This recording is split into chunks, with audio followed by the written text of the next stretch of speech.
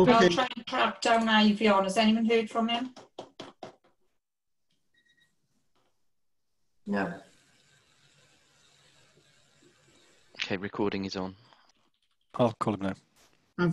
Are we now open to external guests? Yep, 15.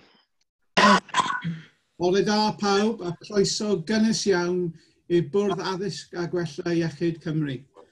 Good morning to you all, and a very special welcome to people who've come in on video conferencing to join us today from outside of the board. Mae'n falch weld chi, croeso gynnes iawn. Glad to see you. Very warm welcome to you all. The apologies for absence. I have an apology for absence from Heidi Phillips. I'd like to welcome Nicola Johnson as our new Director of Planning. Welcome, Nicola, croeso. And Yes, I'd also like to welcome Charlotte Middlemas, who's joined us, and I think Angie Oliver. Yes, Angie, you're there as well. Today, of course, we're video casting this meeting, and we've also got Welsh translation, English-Welsh translation, and we're using technology. We very much hope it'll work, but if it doesn't, then it's not for the want of trying. We really do want to see it working. So best of luck, Hugh. Hugh's our translator. Diolch, Hugh. Byddwch yn ofalus now. Right. Can I please take declarations of interest? There are specific items on the agenda today, and are there any interests that need to be declared? Ruth? Thank you, Chair. Just to declare that I'm the Chairman of the Advisory Committee to the Welsh Centre for Public Policy, which is hosted by Cardiff University. Thank you. Kerry? Yeah, I'm Emeritus Professor at Swansea University and Honorary Professor at Cardiff University. So in terms of the education contract, I declare an interest. Thank you, Kerry. Anyone else? Right. I'm now Angela? Senior Lecturer, Honorary Senior Lecturer at Cardiff University, Chair. Tina? And a Fellow of the University of South Wales. Thank you, Tina. Push? You're on mute. I'm an Honorary Professor at Swansea Medical School. Okay, thank you. I feel proud being amongst so many academics. Okay, here we go. I want to now go on to the unconfirmed minutes of the July board. First of all, I'd like to go through for accuracy. Page 1, page 2,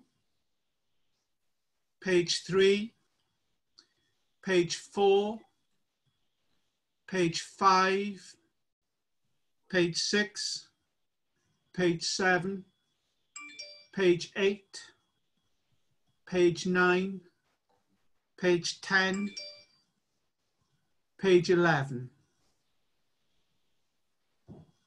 Can I ask you to confirm they're accurate? Yes. Yes, thank you.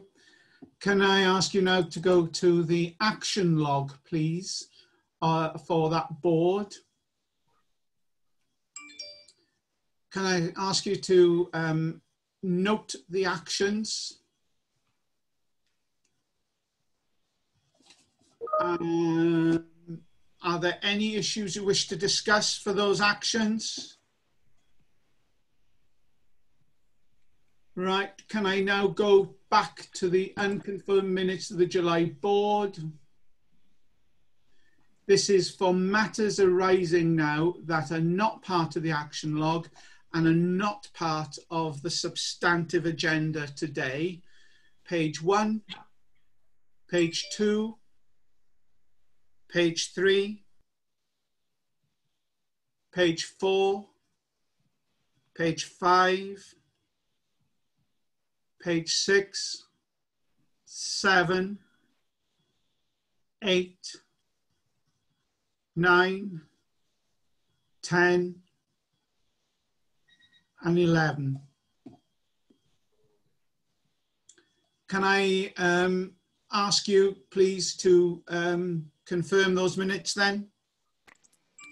And Thank Chair, you. there is one matters arising just to draw to your attention with regards to the extension of the period of the term for us to hold electronic conferences for board and committee meetings. The recommendation to extend that by a period of 2 months.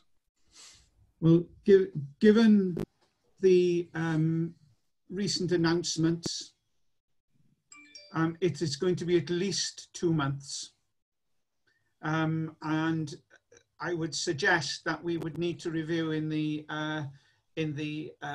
December board that it should be longer,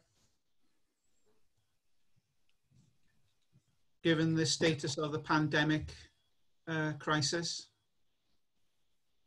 So in the first place, can we extend for 2 months, please? Does everybody approve? Okay, thank you very much.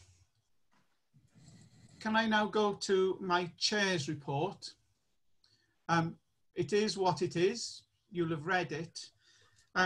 Since writing this report, clearly matters around the pandemic crisis have impacted more. And the recent announcements by the First Minister for Wales and the Prime Minister, clearly across the United Kingdom, there are rising numbers of cases and unfortunately a tale of hospital admissions. It's really important at this time that we pay really careful attention to the well-being of our staff and that we look after each other and support each other. Our organisation, its intention is to be the best of partners. And I think we will need to be supporting the NHS and the care services during this very difficult period, as we have done so far since March. Today's board is very, very interesting. The board is coping with not just the present, but looking to the future. And it is really important that we actually focus as an organisation on both things simultaneously. Education and training has a long tail, and the decisions and actions we take often will have results for the workforce in as much as 5 or 8 years. We also need to pay attention to the fact that many of our partner organisations, universities, higher education, further education bodies, social care, they are all experiencing real difficulties and challenges. The work we do here in HEIW is an important component in supporting them going forward, not just during this pandemic, but afterwards in the recovery phases. You'll see that the ministerial meetings with the chairs and chief execs continue, and there's a real focus on dealing with the pandemic and also actually dealing with issues that are of matters not related to but are affected by the pandemic. We know that the importance of our work in supporting leadership, and we know the importance of our work in supporting the wider well-being of staff within the NHS.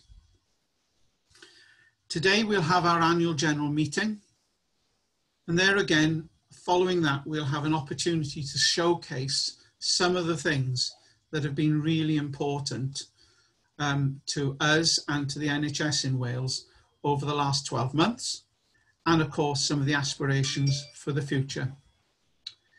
In my report, you will also see that I took chair's action to enable the chief exec to approve a 2,200,000 invoice relating to a recharge from the NHS Wales Shared Services. I'd like to ask board members to note that and confirm your support for it. Thank you very much. Apart from that, I'd like to say that this organisation stands and falls by the strength of its partnership working. And I think that is something, a train of thought that goes right through the agenda for today's meeting.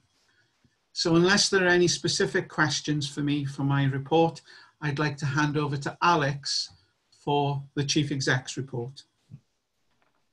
Thank you. Thanks, Chair. Just a couple of issues to pick up to build on the written report, and also just to welcome people who've joined the meeting today from other organisations and also our own staff. It's lovely to see so many people tuning in. The first item in my report obviously related to the current situation around coronavirus, which we all appreciate is changing quite rapidly at the moment.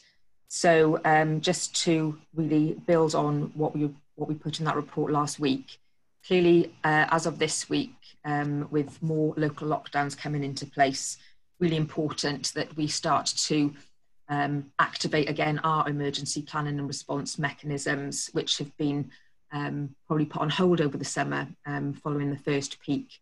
And so over the next couple of weeks, with Nicola's help, now that she's in post, we will be starting our emergency planning and response meetings to make sure that we're ready for the winter and that we're ready to provide support to the rest of the NHS.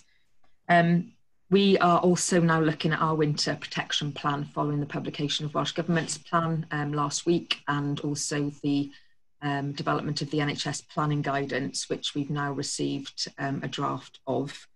And there'll be 4 areas that we really need to focus on as an organisation. First and foremost, obviously, is making sure that our staff that work for us are safe and well through the whatever comes in the next couple of months. And you'll note that we've also decided to revert back to a full home working situation in HEIW for the time being, which is a shame. We're disappointed about that because we were enjoying being able to access the building for business reasons and also for wellbeing reasons. But given the RCT lockdown in particular, we have decided to go back to remote working for the time being, and obviously we'll keep that situation under review because we are keen to make sure we don't lose out on the benefits of having that integration and contact really in what is a really nice building and has been set up particularly to help us integrate the organisation and deliver on our multi-professional mission really. So that's our first, obviously, priority. And second then is obviously business continuity, making sure that the services that we provide, and in this case for us, it's very much about students, trainees, learners and staff, are able to withstand what might be ahead. And as we've talked about before, we really need to make sure that we minimise disruption to our students and trainees going forward, bearing in mind that we're now in a different place in the academic cycle as we go into the autumn.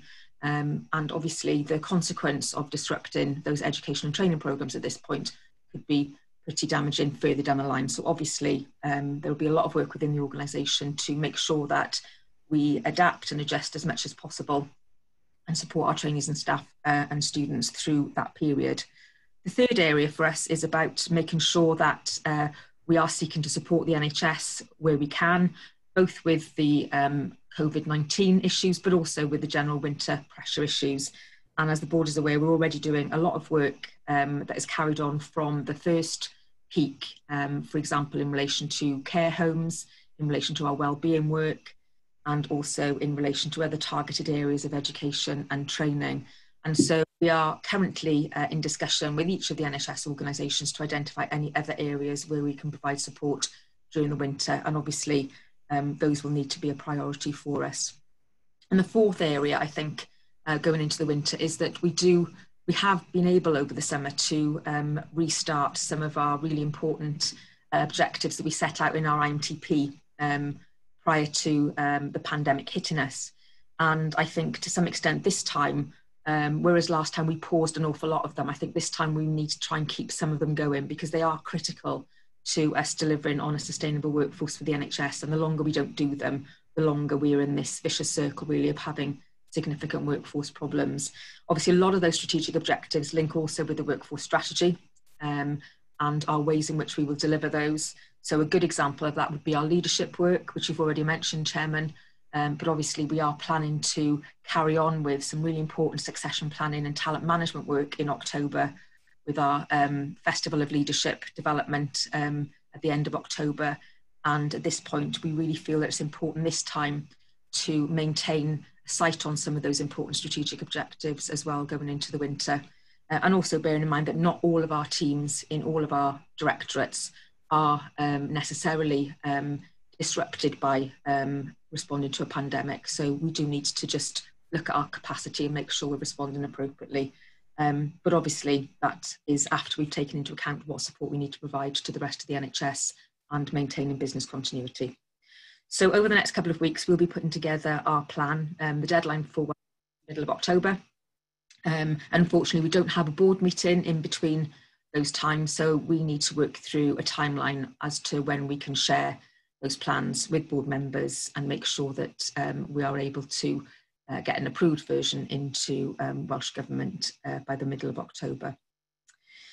The second thing to note is the strategic review of education, which we have been discussing this morning in our in-committee meeting. And prior to that, it's been to a lot of engagement with a lot of different sectors, so including education sector and our NHS colleagues, and also through our committee structure as well. So please report that a huge amount of work that's been done has resulted in the board approving the invitation to tender and contract specification, and also the procurement report for submission to the Director of Procurement in Shared Services and also to Welsh Government. So that is a really important milestone for us, because a strategic review of health education is really setting the foundations for what we want to see in terms of education over the next 10 years, both in terms of the content, but also how it's delivered. And obviously, we know that in Wales, with our remote and rural populations, with areas where there's not great access to education currently, that we would like to expand and provide a much more flexible and good quality offer going forward. So that has reached a really important stage, and I'm just going to ask Ruth if she wants to make any comments, as she is obviously the chair of our education committee. So Ruth, I'll hand over to you, and then Chair, I think you might want to just ask other board members for it. Yeah, thank you very much, Alex. And indeed, what we are seeing is a very important stage. It's a stage 1 milestone and a crucial milestone in an ongoing process. And so the invitation to tender and the contract specification will set the direction for not just the short term, but for the future, in the sense that the chairman mentioned earlier. It's the product of work with many people, with our partners and stakeholders, and also a lot of effort by our own staff. And just on behalf of the Education Subcommittee, I'd like to say thank you to them all.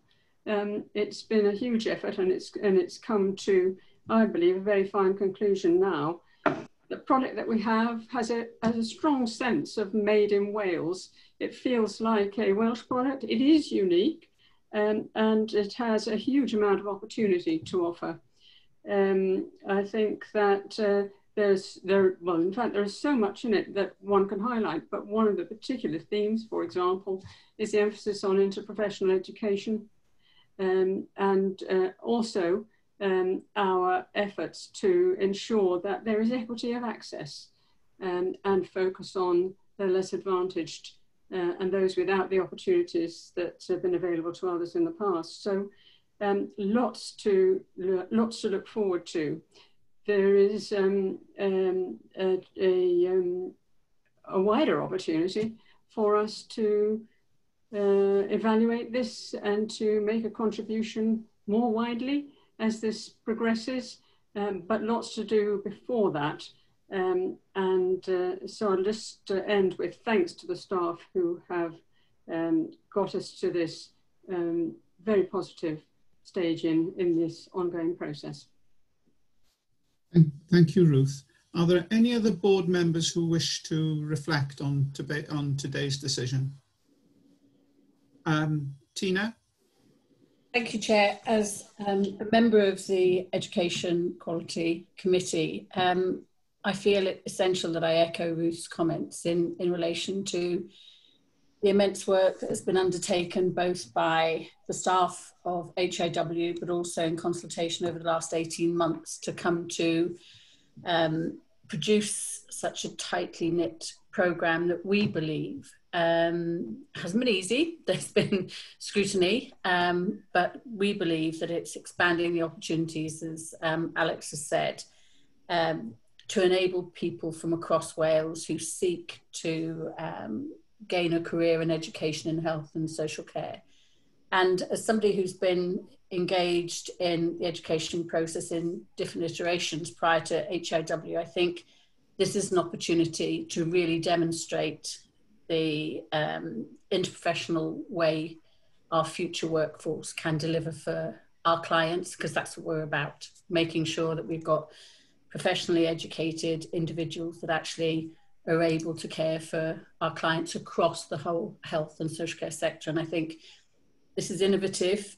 The quality of education is vitally important. And I also need to thank the staff for rising to the challenges that have evolved through the process, and confident now that we're ready to progress. Thanks. Thank you, Tina. Are there any other board members who wish to make comment? I can't see everybody's hands. If not, can I just say that this piece, alongside the workforce, health and social care workforce strategy, speaks hugely and loudly to the Future Generations Act, to the Welsh Language Act, to the Social Care and Wellbeing Act, to the Social and Economic Duty, and it gives energy and, I think, empowers a healthier Wales. Taken all that together, I consider that to be a major contribution from HEIW to public service in Wales. And I am very, very grateful for the efforts made by the subcommittee, by the team that's worked over the last 18 months. And Alex, I congratulate the executive team for bringing that forward. Well done. So I'll hand back to you for the rest of your report.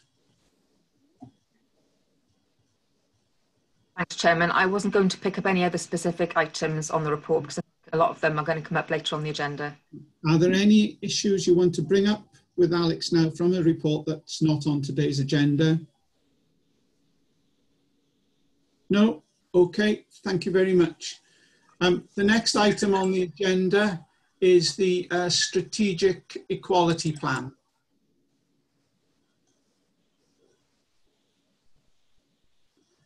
Who's leading on this? It's me. Hi, Julie. Hi there. Thank you, Chairman. So I've got great pleasure in presenting this draft of HEIW's first Strategic Equality Plan. Subject to the board's approval today, then the intention is for the plan to be published on the 1st of October. And this would ensure that the organisation meets its statutory duties and the expectations of the Equality and Human Rights Commission. So the board has had an opportunity to look at the planning draft in August, and as board members will note from the papers, we have made some changes following the really constructive and helpful feedback. Just wanted to remind the board that actually that the approach that we've taken as an organisation is again really innovative, following on from the last item. It would have been easy, I think, well, not as easy, but it would have been relatively simpler to have just drafted our own strategic equality plan. But our quality lead did agree with us all last year that we would take this action forward in partnership as part of Wales's first public body equality partnership. So I think that's the credit of the team in actually deciding that we were going to go the hard route and do this in collaboration and full partnership. So the plan that we've got is the culmination of over a year's work through that first ever Wales Public Body Equality Partnership. And I would be very pleased if the board would be minded to approve today the recommendation at 4.1. Thank you. Thanks, Julie. Can I ask if there any questions or comments from board members, please? Alex? Just to, I suppose, reiterate some of the points in the plan, which I think are really important for us as an organisation, and link to your earlier comments, Chair, that not only is that plan really important for us as an organisation and our staff and how we do business, but also in terms of how we embed those objectives in all of the functions that we have that impact on thousands and thousands of people in terms of trainees and students. So really important way of really embedding some of those issues in not just people that we directly manage, but the future workforce for NHS Wales. So I think from our point of view, we took a long time considering that in the development of the plan to make sure that it was properly embedded in those externally facing delivery functions as well. Thank you. Any other comments? Tina, did you want to come in? No, right, okay. Thank you. I can't see everybody's hand. That's the problem that I'm having with the technology. So speak up if you need to come in, please. Okay. We're asked as a board to approve the final draft and agree to its publication on the 1st of October in line with our statutory duty. Can I ask the board approval, please? Yeah, thank you very much. Again, Julie, Alex, this has been received wonderful leadership from within the organisation.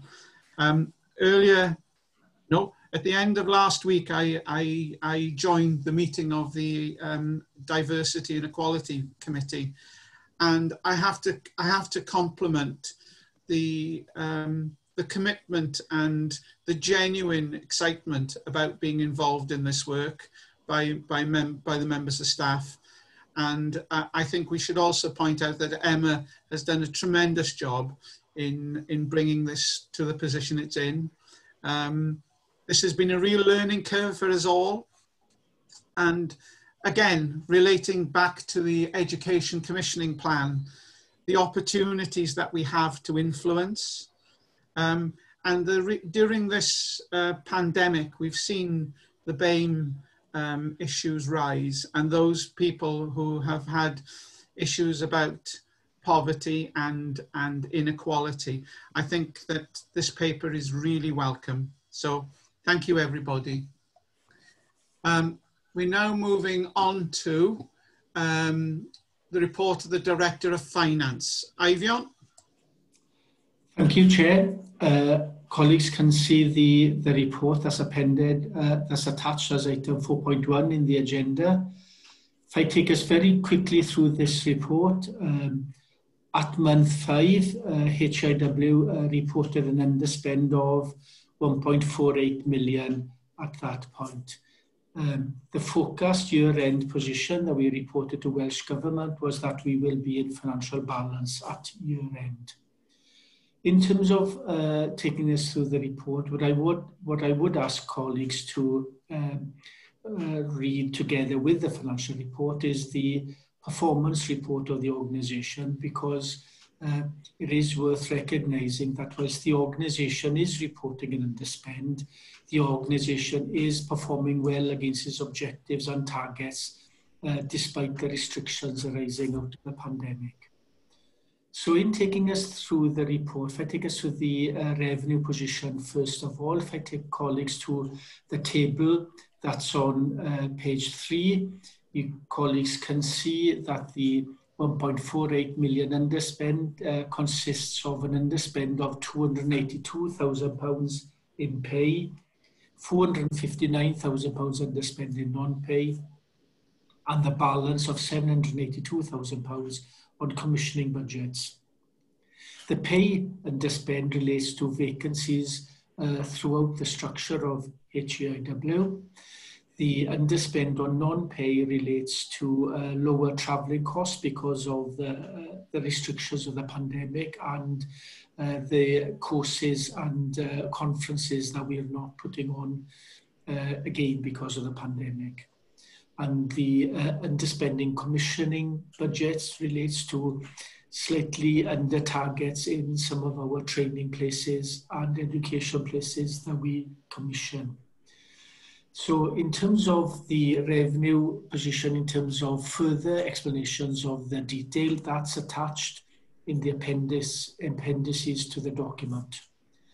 Capital, we are in the process of preparing our capital programme for consideration by the executive team, and that will come to the next board meeting for approval and consideration of where we are against capital spend for that programme. The balance sheet, there isn't anything of significance to note for the balance sheet. It's there, comparison with the opening balance, but we're managing the position well in terms of our requirements. And then lastly, taking us to the public sector payment policy targets, whereby we have a target of paying 95% of non-NHS invoices within 30 days. The performance in July and August has improved markedly from the dip that we had in May, and the expectation is that continued high performance of that level throughout the rest of the year should enable us to recover the target by year end. Chair, I didn't intend to actually go into any further detail than that, given that the detail has been available for colleagues in the report. Can I open it to board members for questions, or please, Kerry? Thanks, Chair. Thanks, Ivion. I noticed on page 3, there's the sentence, it is expected that HEIW will manage to ensure that an overall balanced financial position is achieved at year end. Yeah. Given what you said about the causes of the variance and the current situation surrounding the pandemic, etc., how could you just provide some more detail as to how you propose to manage the underspend, please? In terms of, first of all, the plan that we have ahead of us is managing not just the causes of the underspend, but also new commitments that will come through potentially towards the second half of the year from new initiatives that we are undertaking. Julie has mentioned in a previous meeting that we are undertaking the NHS survey. So there is additional work that we are taking on whereby further costs will emerge to be borne by HEIW. So within the second half of the year, we will be balancing new commitments that we will be entering into with the underspend that we currently have. And as colleagues know as well, that I meet regularly with colleagues within Welsh Government Finance to look at our position, and should there be a need for us to return some of our funding to Welsh Government, then we will work through that proposal with Welsh Government and then bring it to the board for approval. So there is a route through for us to manage our financial position to make sure that we do not report a very significant underspend at year end. Is that okay, Carrie? Yes, thanks. It's just it's intriguing that probably the situation of HEIW across its its lifetime really is that it has not actually put any pressure on the financial envelope to the extent that other health organisations have. And I was just intrigued that given the situation where expenditure is likely to be less than we'd anticipated, how this was going to be managed. But I think Ivion has provided sufficient information. Thank you. Thank you, Ivion. Any other questions for Ivion? Tina? Thanks, Ivion. One of the questions I think I've asked previously and reiterate again is in relation to the underspend and commissioning. and seeking that we've just approved the paper, that this is one of the reasons that we spent so much time on scrutiny, is that we don't end up with an underspend of a workforce that we're seeking to commission to put people into work to provide care for patients. So I think, given that, you know, HEIW is a relatively new body and we're seeing this because it's not just this year's commissioning, I think that is a significant point that we still need to monitor going forward. Thanks, Chair. Yes. Yeah. Thank you, Tina. John?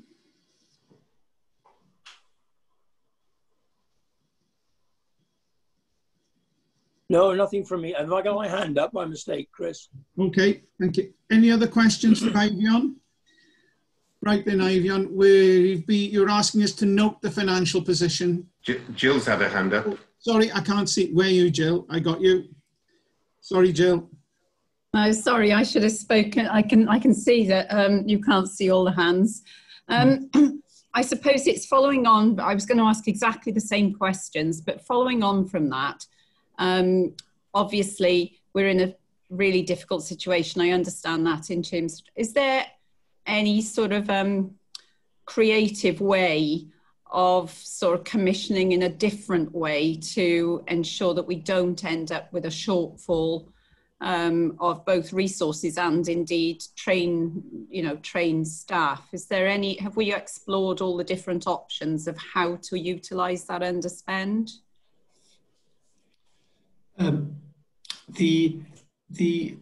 The commitments that we have as HEIW, we are continually reviewing that, and where there are opportunities for us to take forward our agenda and our objectives that would require resources to support them, then I'm offering the opportunities for HEIW to do that. So when colleagues bring forward opportunities to take our agenda forward, then we look to use the resources that we have in supporting that. And there are a number of opportunities that we've taken up in that. So we are alive to being flexible and being agile in taking on those opportunities and using the resources that we have to do that.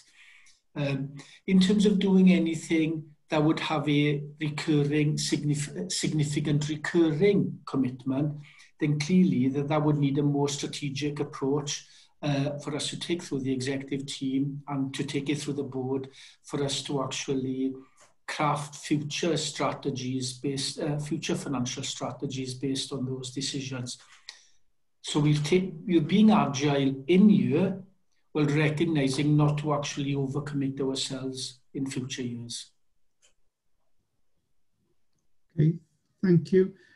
Ivion, I just want to make a comment about the creditors, payment to creditors. It's even more important in this economic milieu that we are good payers of our debts. Yeah. And I'm glad to see the progress has been made against that target. It's not the target, it's we must do as much as we can. Yes, I agree, Chair. Yeah, just a comment really, because I think we do have this discussion on an ongoing basis, don't we, about the variations in commissioning and the different variables that lead to us having underspends at different points, and how to be creative in using that money to maximise the impact on the workforce. And that is obviously something we spend a lot of time thinking of in executive team. But I suppose it's also a reminder that it's not just about the money. And actually we have to balance that with capacity available to train if we want to train properly and train well, clinical placements, capacity of universities to take on students. So there are a number of variables which, you know, it does just reinforce the importance of the fact that money is one key consideration, but not the whole picture when it comes to our business. So the board is asked to note the financial position reported for the HEIW at month 5, the summarised explanation of the key variations by directorate, the capital position, the balance sheet, and the PSPP performance. So can I ask you to verbally agree to that? Yeah, happy to do that. Yeah. Yes. Thank you so much. We're now going to move on to agenda item 4.2, which is the performance report. And I believe this is a pas de deux between Julie and Nicola. This is your first stump up at the board, Nicola. Yeah, it's like my inaugural speech, isn't it? Oh. So, yeah, I'm going to just introduce the report, and obviously if there's any points of detail, if I can ask Julie to support in answering any questions, bearing in mind I'm only 4 days in as a new director. So thank you all. So obviously before you've got the regular bi-monthly report for the period of July and August, the regular performance report that's produced. And as you can see in the cover paper, in general, there's good progress across the majority of the metrics that we monitor. And with some highlights in page 2 of the main report that have been pulled out. I won't mention all of them, but a couple of things to note. Fill rates are still very good. The Gwella Leadership Portal, a big objective, has been launched. And obviously we've already talked about the strategic education review and what a big step forward that is, and that's been noted by the board already. There is an issue of significance obviously identified in the report, which has been placed into enhanced monitoring around the bursary appeals for a very small number of students, but obviously significant for individuals. And that's been placed in enhanced monitoring for the students that are affected at the moment.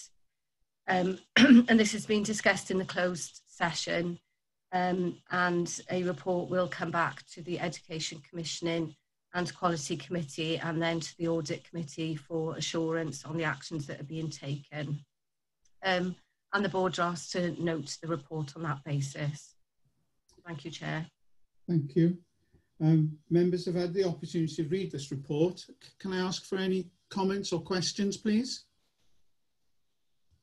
Can I make a comment, Chair? Yep. Yes, I think one of the things that we mentioned earlier on in the meeting was the last part of the summer. We have been able to accelerate some progress on some really important objectives for us as an organisation, which we'd previously paused. So I think it's really encouraging to see some of that, and some of those will be things in the showcase that we've got today after the annual general meeting, which hopefully will be really stimulating. I think the other point to make in terms of our performance management framework, so we know again that that was an action for us to develop our performance management in the organisation following, that was one of the recommendations from the structured assessment last year.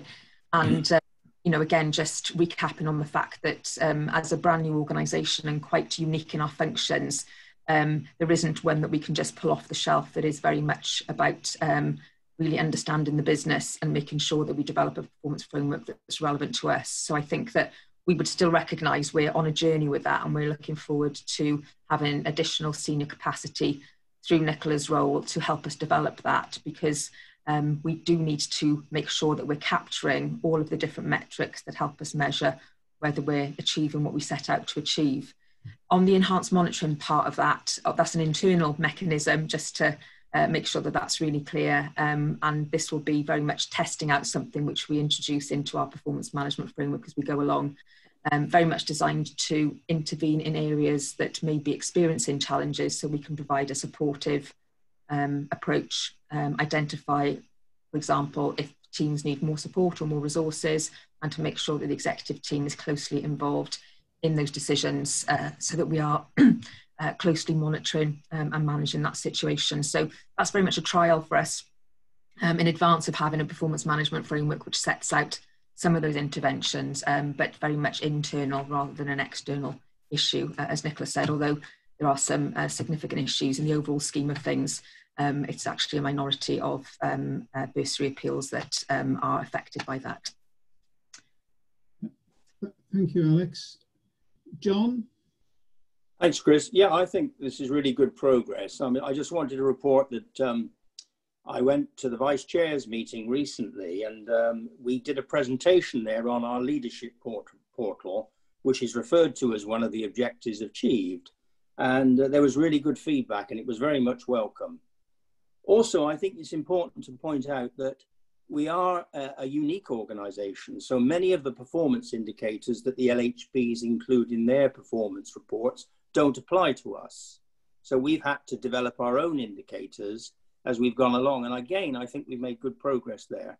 And I just wanted to echo Alex's point. I think the next phase is the development of the performance framework for the organisation, so that people know where they fit into it and where their objectives will feed through into the overall performance report that comes to the board.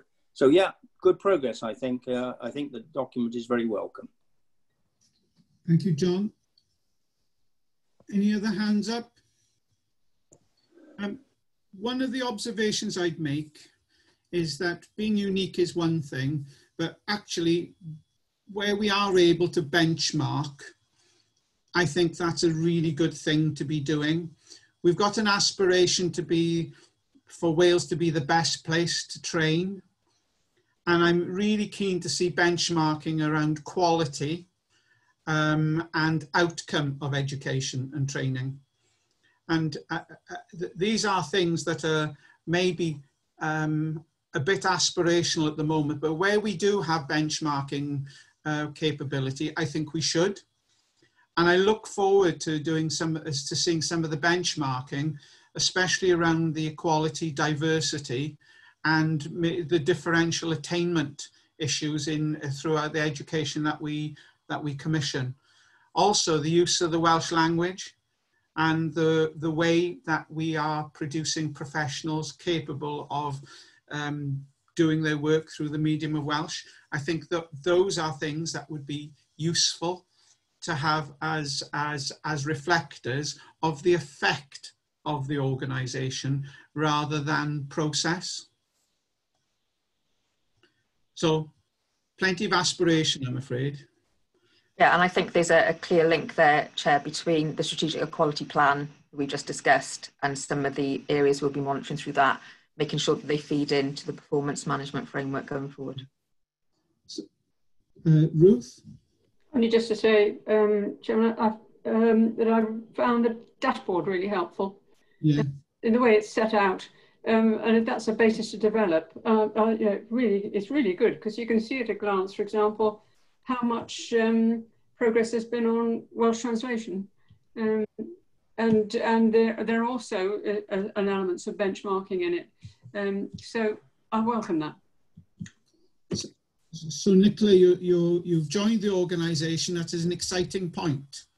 I mean, the team have got us to this position, and it has been a journey, but we're on the journey.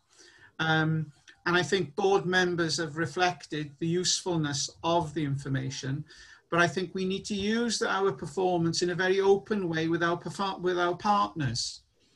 Because one of the things that we do reflect on is that our performance in terms of producing the workforce is linked to the performance of how that workforce is then used and how people become part of the service. So I think it's really important that we have a very open approach to that performance report and linkages in it to the outputs and outcomes that we want to deliver.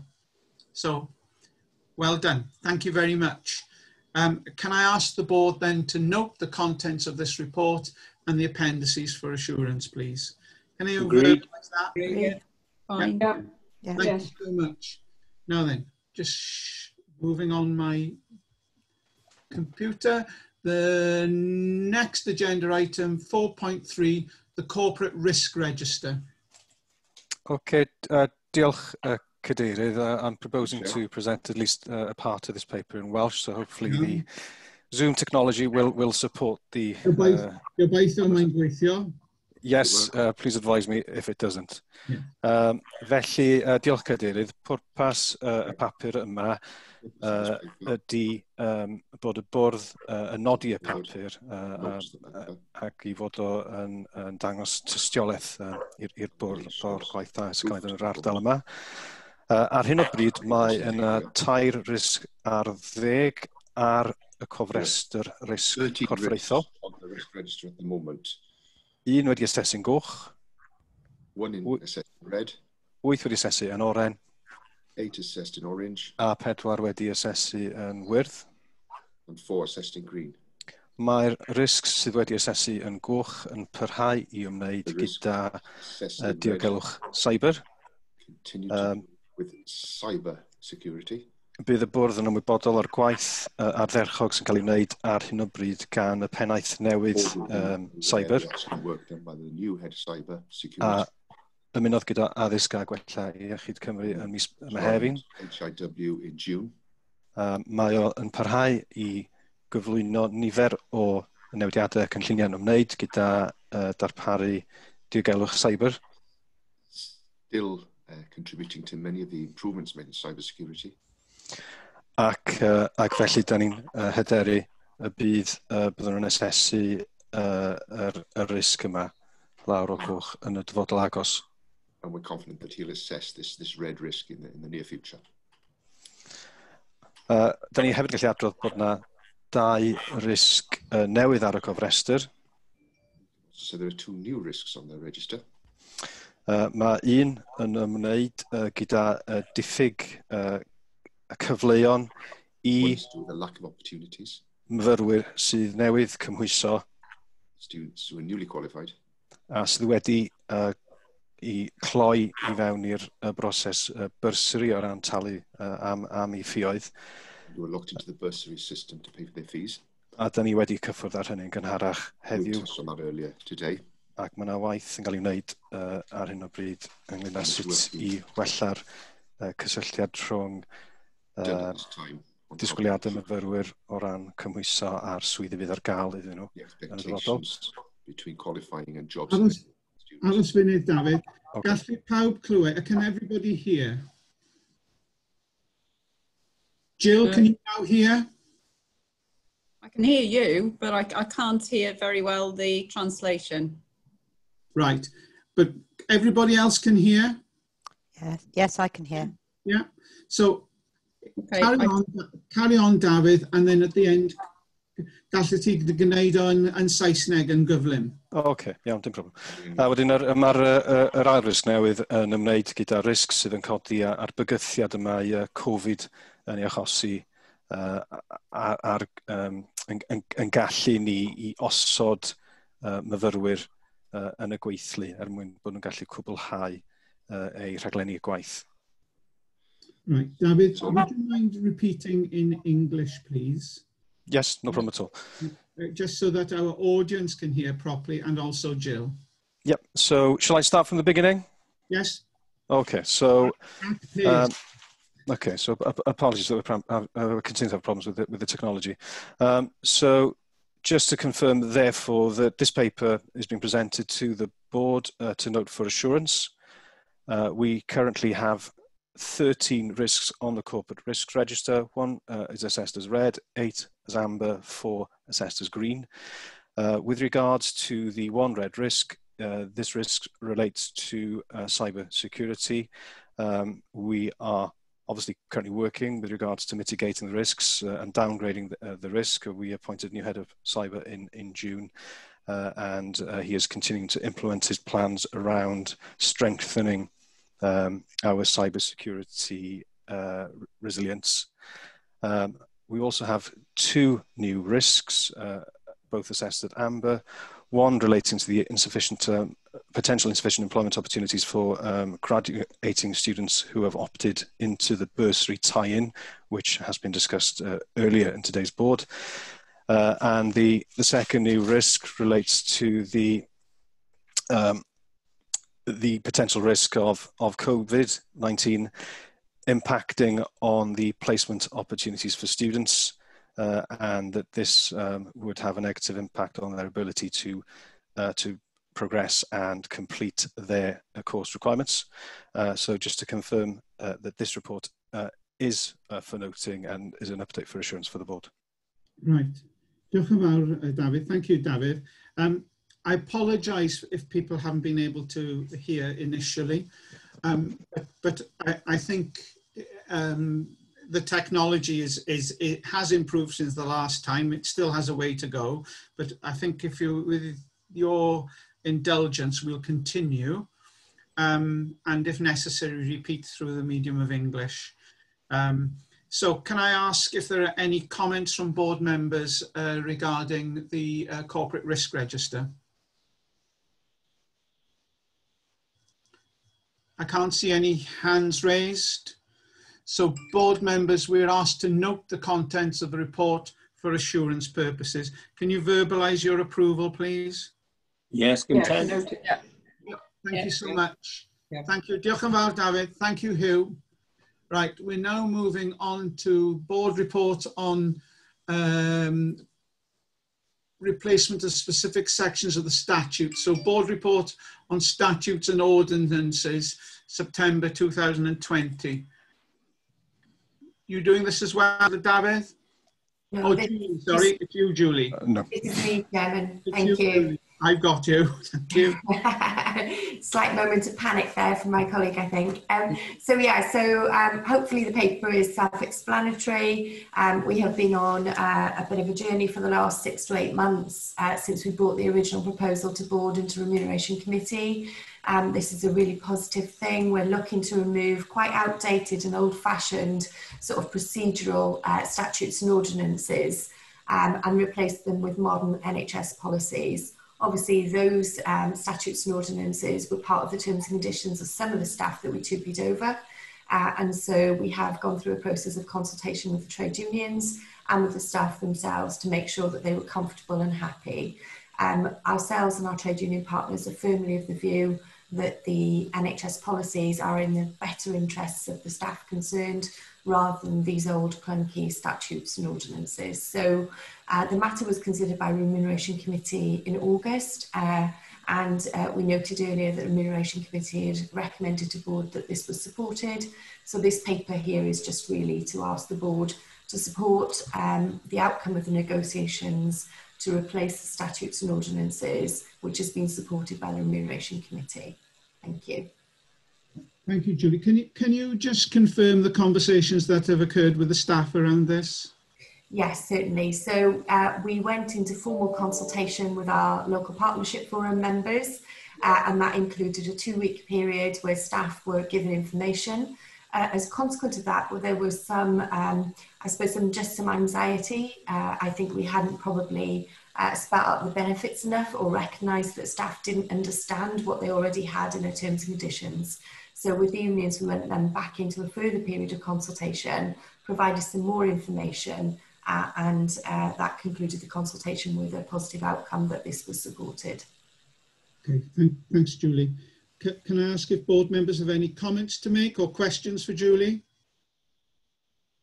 Just to say, Chris. Yeah. Is it all right, Chris? Yeah.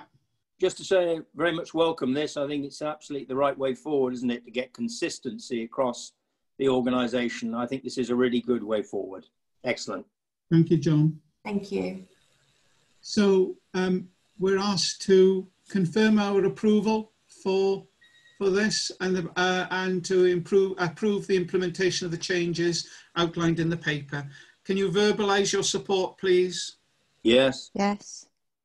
Thank you so much. Thank you. We're now going to move on to the review of committee membership.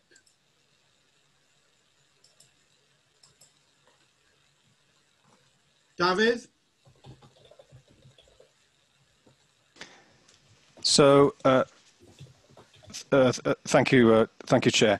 So the purposes of this paper is to ask the board to approve the membership of both the Education and Quality Committee and the Audit and Assurance Committees for the next year. The proposed memberships are outlined within paragraph 3 of the report. I'd like to ask the board to note that we are bringing forward the appointments for the members of the Education Committee. The reason being so that we can appoint both members of the Education Committee and the Audit Assurance Committee at the same board meeting. So we are therefore seeking the board's confirmation, firstly, to confirm the individuals are appointed to both of these committees, as outlined in paragraph 3, and to confirm that Dr. Ruth Hall is appointed as chair of the Education Committee and that Tina Donnelly is appointed as vice chair of the committee, And then with regards to the Audit and Assurance Committee, that Jill Lewis is appointed as chair of the committee, and that John Hill-Tout is appointed as the vice chair.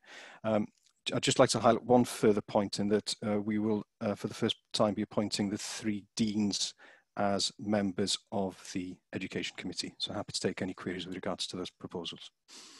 Thank you, David. Have we got any comments or questions from board members, particularly from the chairs of the Audit and Education Committee? I've got a question, Chris, if that's helpful. Yeah. Okay, John. In the Audit Committee, members are all non-executive members of the board. And in the Education and Commissioning and Quality Committee, there's a mixture of non-executive members and officers. I was just checking with David. So those officers are going to be full members of the committee, are they? That's correct, and our standing orders permit that. Fine. So effectively, they're voting members of that committee. That's correct. Fine. Thank you. Ruth? Nothing to add, Chairman. Thank you. I'm content with the proposals. Okay, and Jill? Yes, happy with that. Thank you. So I'm asking the board to approve the reappointment of the existing Audit and Assurance Committee and Education, Commissioning and Quality members as detailed within the proposal for a further 1-year term. Can you voice your approval, please? Yes. Yes. Approve the new members of the Audit and Assurance Committee and Education, Commissioning and Quality Committee as outlined within the proposal for a period of 1 year. Can you verbalise your support, please? Yes. I can see lots of people are saying yes. Yes. The appointment of the chairs of the Audit and Assurance Committee and Education, Commissioning and Quality Committee as detailed in the proposal for a period of 1 year. Yes. Yes. Yes. Thank you. And approve the appointments of vice chairs of the Audit and Assurance Committee and Education, Commissioning and Quality Committee as detailed in the proposal for 1 year. Yes. Yes. Yes. Yes. Thank you so much. Okay, thank you. We're now moving on to agenda item 4.6, the Education, Commissioning, Quality Committee key issues. Ruth? Yeah, thank you, Chairman. The last meeting that we held was last week. It was on Wednesday, on the 16th of September. As committee would already be aware, or board would already be aware, we mainly focused on the strategic review and the current matters relating to that, the invitation to tender and related documents. And after discussion and asking questions and putting forward some written comments, we have been able to confirm our full support for the documents that were presented to the board earlier and are now endorsed. But we also touched on 2 other topics. One was the provision within that contract specification for a focus on Welsh language and its promotion within our education contract. We're very satisfied that the proposals are robust and will help us to extend Iaith Cymraeg in the way that we progress our education plans. The other item which we touched on was the proposal to set up 2 advisory groups, an internal and an external group, and the terms of reference for those. The internal group has, I believe, now met. It was due to meet yesterday, and we are hoping that the external group can be convened, if possible, before Christmas, but clearly that depends on what's happening in the wider world and the impacts of COVID and so on. So I think that is all that I have to report, but I'm very happy to answer any questions. Okay, thank you. Any comments or questions from board members, please? Okay, I can't see any hands up, so I'm asking the board to note that report. We now move, can I ask you to verbalise your approval? Yes, Chair. Yes, yes. So now we're going to go into agenda item 4.7, in committee decisions from the July board. Yes, thank you, Chair. So just to confirm, this is a report for noting for information. It summarises the key areas that were considered at the last in-committee meeting of the board in July. Okay, thank you. Can I ask the board members to note that report, please? Yes. Yes. Yes. I have not received any items of urgent business. The next board meeting will be held on the 29th of October, and the HEIW, that'll be a board development session, and the next open board meeting will be held on November the 26th, and will more likely or not be held again via Zoom teleconferencing. So at that, I think we've completed this morning's business for the open board. I look forward to welcoming you all to the annual general meeting at 12 midday. Can I thank our guests for joining us? I hope you found it informative, and I would cordially invite you to join us. Dewch ymlaen, come and join us for the for our AGM and what might prove to be a really interesting, if not spectacular, showcase event at 2 p.m. Thank you so much. See you later, guys. Bye.